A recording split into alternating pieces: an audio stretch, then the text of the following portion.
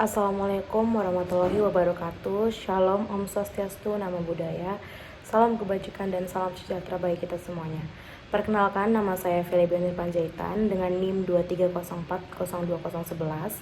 Di sini saya akan menjelaskan tugas stokastik 04 dengan studi kasus dengan judul Sistem Deteksi Pencurian Listrik Real Time menggunakan pemodelan proses stokastik pada jaringan distribusi PLN.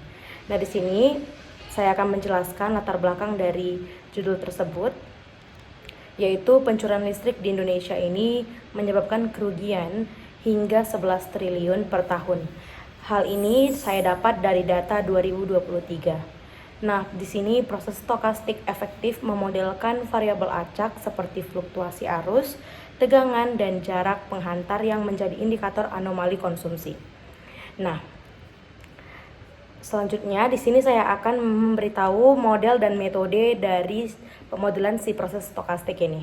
Nah, jadi pemodelan proses stokastik ini tuh sama seperti proses Poisson, compound, dan juga rantai Markov tersembunyi, atau bisa disebut hidden Markov model atau HMM.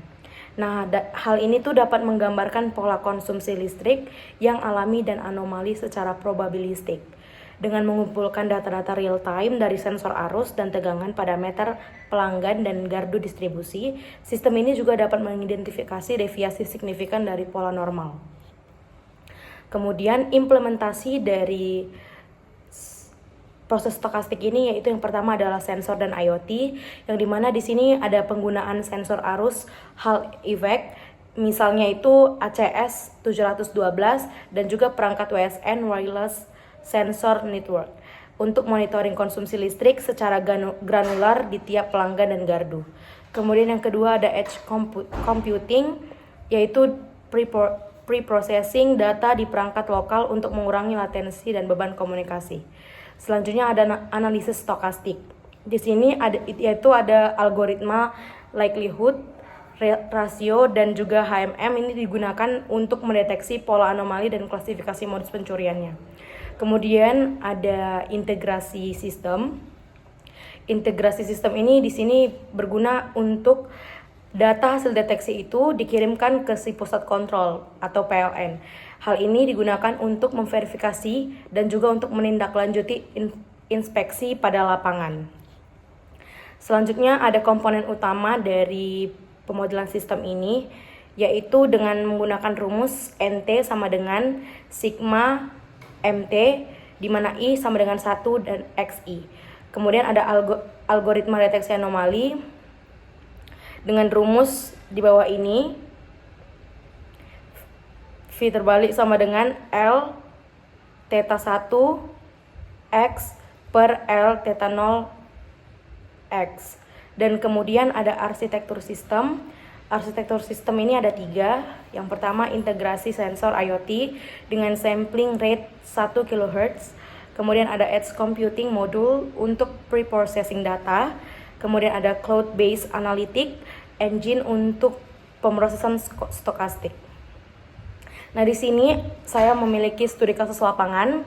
Jadi dalam studi lapangan ini di wilayah distribusi itu ada 20 kV dengan 100 pelanggan. Sistem ini berhasil mendeteksi 23 kasus pencurian yang sebelumnya tidak teridentifikasi oleh metode konvensional. Nah, deteksi ini dilakukan dengan latensi kurang dari 500 ms dan false alarm rate di bawah 8%. Nah, hal ini menunjukkan keunggulan model stokastik dalam menangani variabilitas bebas dan noise pengukuran. Nah, di sini juga kita memiliki tantangan dan solusi, yang dimana tantangan dan solusinya itu ada variasi beban non-stasioner. Di sini model stokastik itu adaptif dengan threshold dinamis mengatasi fluktuasi beban harian dan juga musiman. Kemudian ada penolakan akses lapangan. Jadi data real time itu memungkinkan verifikasi awal tanpa harus langsung inspeksi fisik dan juga mengurangi konflik dengan pelanggan. Selanjutnya ada skalabilitas sistem, yang dimana di sini arsitektur modular berbasis IoT dan cloud computing itu mendukung perluasan cakupan pengawasan secara efisien. Jadi kesimpulan yang saya dapat di sini, perluasan studi kasus ini tuh menegaskan bahwa integrasi proses stokastik dengan teknologi, sensor, dan juga IoT itu memberikan solusi efektif dan efisien untuk deteksi pencurian listrik ini. Kemudian pendekatan ini juga itu nggak hanya meningkatkan akurasi dan kecepatan deteksi, tapi dia juga mengurangi biaya operasional dan juga risiko sosial akibat penertiban lapangan. Nah, jadi referensi utama studi kasus ini tuh berasal dari laporan teknis PLN dan juga penelitian akademik terkait deteksi pencurian listrik. Ini menggunakan WSN dan juga metode stokastik, serta kajian hukum dan sosial terkait dampak pencurian listrik. Sekian yang dapat saya paparkan. Semoga apa yang saya paparkan ini dapat bermanfaat bagi kita di kehidupan kita sehari-hari, dan kiranya kita dapat mengaplikasikannya untuk tidak melakukan pencurian listrik, karena pencurian listrik sudah dapat dideteksi dengan menggunakan proses stokastik ini. Sekian dari saya, terima kasih.